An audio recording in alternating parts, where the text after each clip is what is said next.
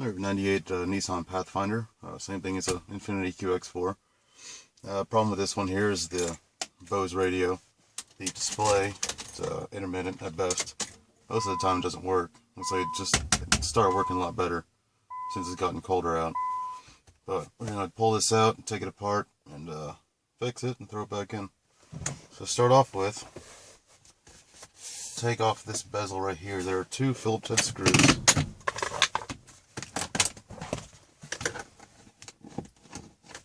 Maybe too long.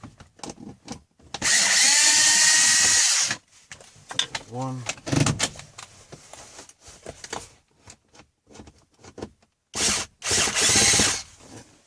Too long.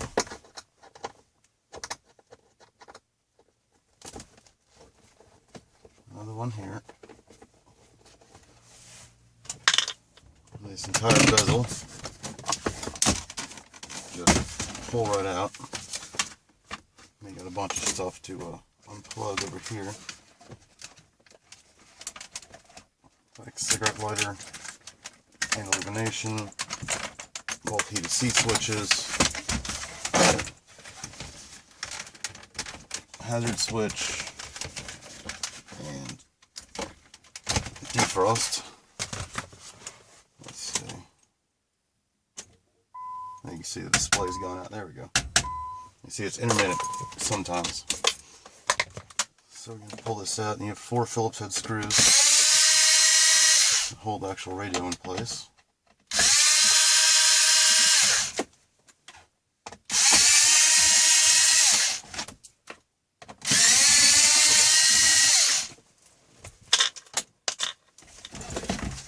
Pull that out, and then you have 1 antenna connector and 2 harness connectors to the radio itself.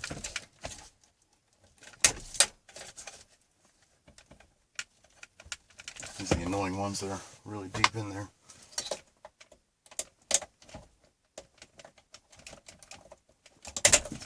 There we go. And there's the radio pulled out, so we'll get to repair. There, now we get this Pathfinder BOSE radio out on the bench. So they hooked up to a power supply and a little speaker here just to make sure it works. It isn't, you know, the BOSE models, all the amps are external to the radio, so that's not going to be all that great. It has no internal normal amp like a little ST Micro TDA. I think I put that in the, I tried to repair that Toyota amp video I put up a while back, but you'll still get audio output from a little test speaker like this. The problem with this one, let's see, it's powered up to get audio out. Problem with this one, besides the display being intermittent, which I already fixed, I'll go into that when I take this one apart. And random CD if I'm laying around. You try to load a CD in, you'll notice you can't hear the disc spinning. The spindle motor actually, it never turns the spindle motor on. And I've already taken the CD drive out, and I've gone through, I found some schematics online, I've checked all the different power rails in there, the 5 volt, there's an 8 volt rail, I think there's a 3.3. It never actually spins a spindle motor, and you can see it'll actually say CD Err because the CD is not spinning up. The spindle motor works, I've already tried that manually. I'm not really sure what's wrong with it. So, went out to the junkyard just about 20 minutes ago actually,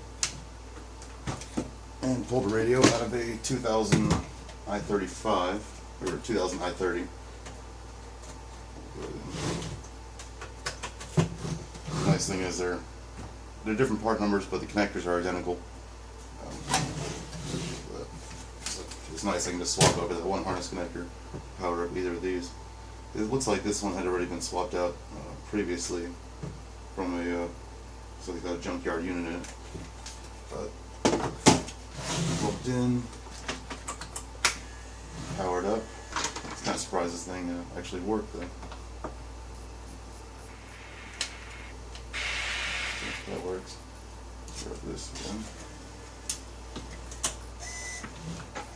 You actually hear it spinning up, reading, and it actually reads. And so we know we got a good CD drive in this one. I've already taken the covers off and taken a look, and they look to be identical. I think this one The part number is different by a couple digits, but looks like just a superseded part. So I'm just gonna grab. So we'll go ahead and strip this one down. Actually, let's take the Pathfinder unit apart first. This one's pretty easy. The front panel on this just kind of clips off. This one's kind of falls apart, so it tumbled down some stairs, and actually the display started working after that. On this one, I found some cracked solder joints, and the pins actually go to the VFD. So touch those up. I haven't had an issue with it yet. Also found some cracked solder joints underneath this bottom cover here.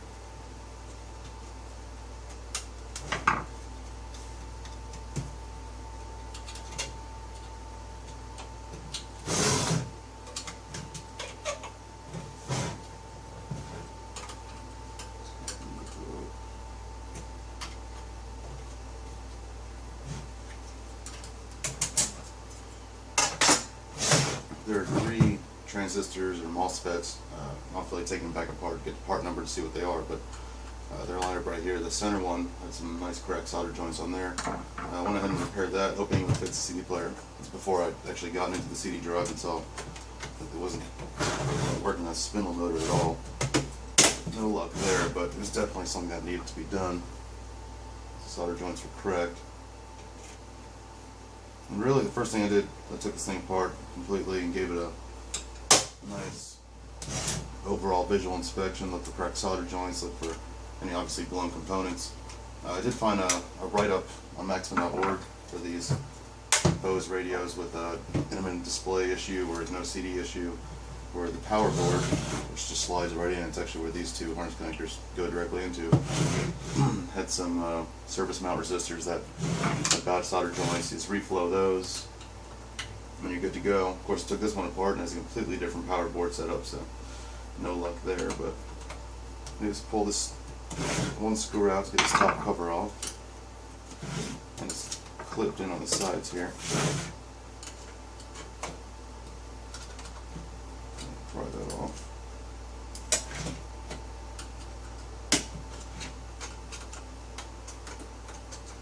Get in there. And there's your CD drive right here. I think it's just 4 screws holds this assembly in place.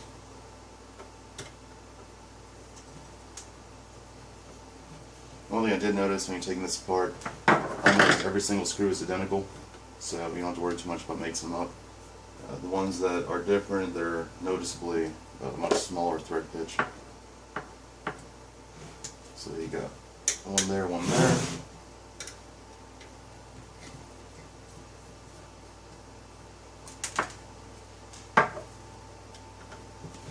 Two there. As far as finding out which terminals to use to power these up, so I'll just kind of keep my tablet up over here. This is actually a schematic. This is actually from Clarion of that CD drive, which spindle motor, sled motor, all this stuff. This is the PDF I was looking at. This is a 98 Pathfinder FSM, and you see their accessory. There's your keep alive, and there's your ground point, and of course both of these are the same. It tells you right there, connector M48. You go here, your connector M48 with your pinouts, and that's just how I have it wired up. So it's nice to have something like that just off to the side that you can keep an eye on when you're working on this stuff. Now for the data cable for the CD drive is right here. It's got a little pull tab on there. Get some pliers on there, just kind of pulls right out. And this entire CD assembly kind of clipped into place a little bit. Pulls right out. And this is the power board I was talking about. It's a completely different design than the one that I think was Mad Chef posted on the org. But there's our CD drive. This Pathfinder unit out of the way. I-35. It's like the Pathfinder. This one faceplate clips on.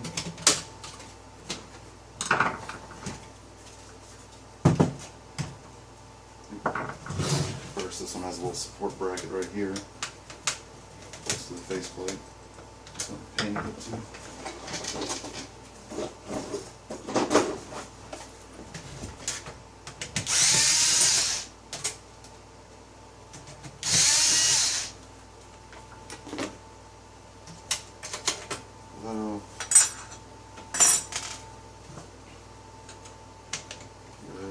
Pop those tabs,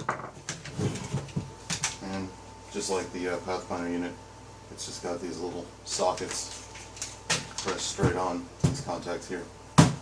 This one, let's see, one screw on top here. You gotta be careful with these; they will round out the heads or strip out the heads pretty easily. Seems like all Nissan's Phillips head screws are made out of brass.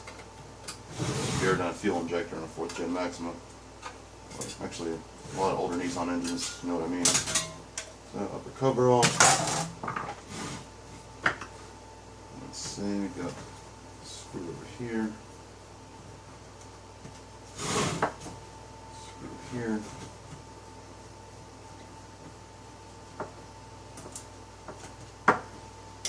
And a screw on this side.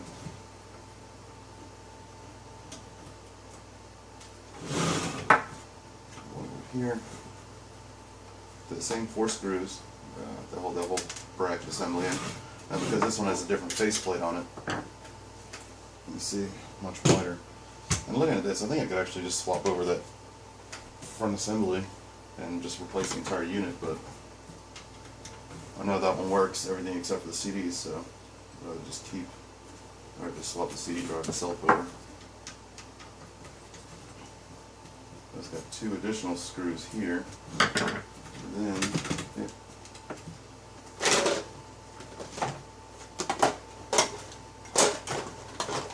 and like I said, there's a little pull tab on there.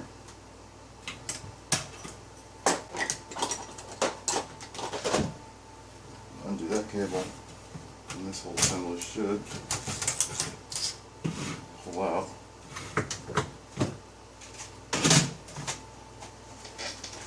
And that goes in the parts bin because I'm a hoarder. I think this might be useful someday. So, here's your 2 CD drive assemblies. You can see they are all but identical. Just sort of put the wrong one back in. Always mark your wrong parts, or your bad parts. So you never put the wrong one back in, or the bad one right back in. Been there. You can see they've got different numbers there. I believe this is the Clarion part number 929006800. This one's 929006883 at the I-30 radio. Other than that, they look identical. Cables, same pin count, same orientation. So, looks like it should just drop right in and hopefully work.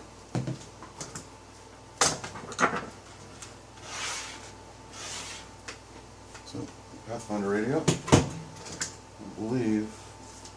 I'll throw that thing. I'm blind? Yes, I am. So make sure that the brackets are the same. Yep, almost identical. Actually, there's one screw I left out of this one when I took it apart at the junkyard. Swap that over.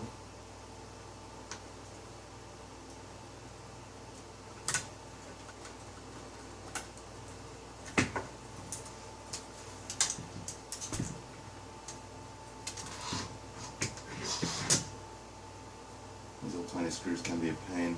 So once you drop them, they're gone.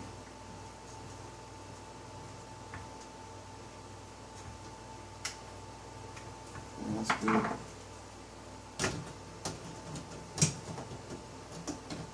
This junkyard one's taking, it's like a beating. The last person installed it. Got some bent bracketry here.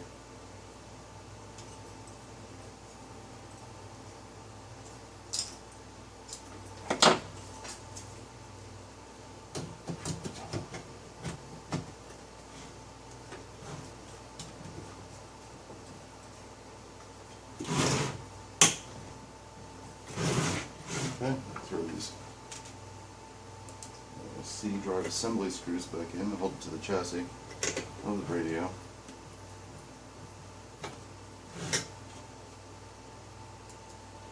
You see I'm just throwing them all in a pile so far. All these screws are the same, the only two different ones are these right here.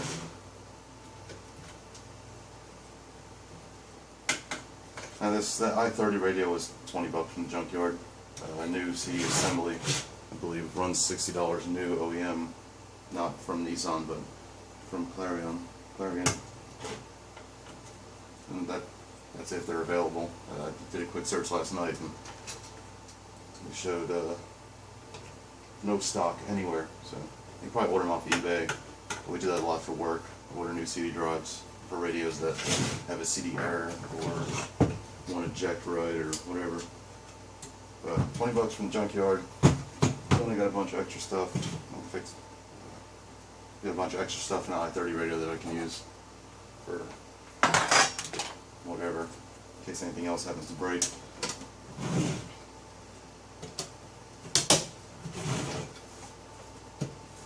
put this top cover back on. Before you put it together, don't forget to plug in that cable. So this top screw back on. For some reason this chest is a little tweaked, so something's going a little difficult.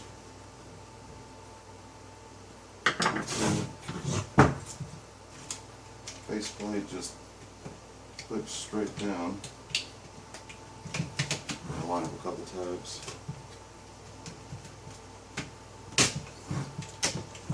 Locks in. Alright, so let's give it a shot.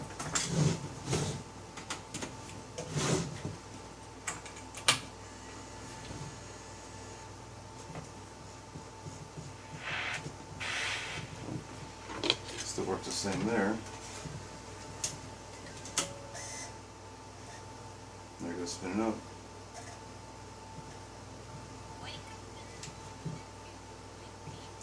I wish I knew where I got the CD from, because I think it's full of kesha and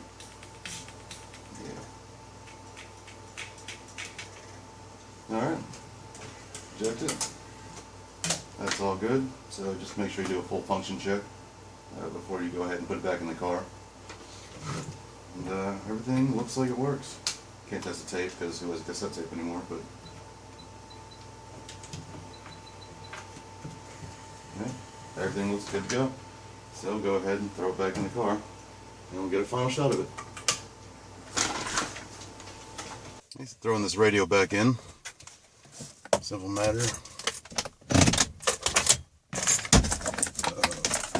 Plugging your two harness connectors. Just the right way up first.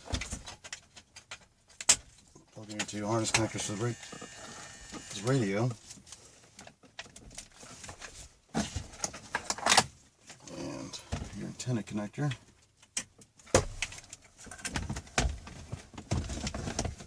Set the radio in place. 4 Phillips head screws back in.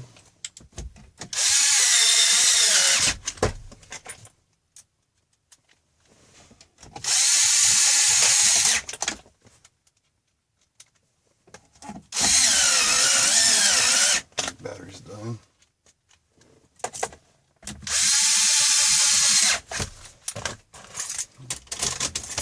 Shift her back down to low so you can get this on. Go ahead and plug in your cigarette lighter, illumination connector, both of your heated seat switches if equipped, and your defroster, and your hazard switch. If you get done with this and your turn signals don't work, pull this back off, recheck your connection at the hazard switch. Turn signals all run through the hazard switch, so if it's not connected, they won't work. See, already we've got a display, which is good. Put your 2 bottom Phillips head screws in, the ones that secure the bottom of the bezel.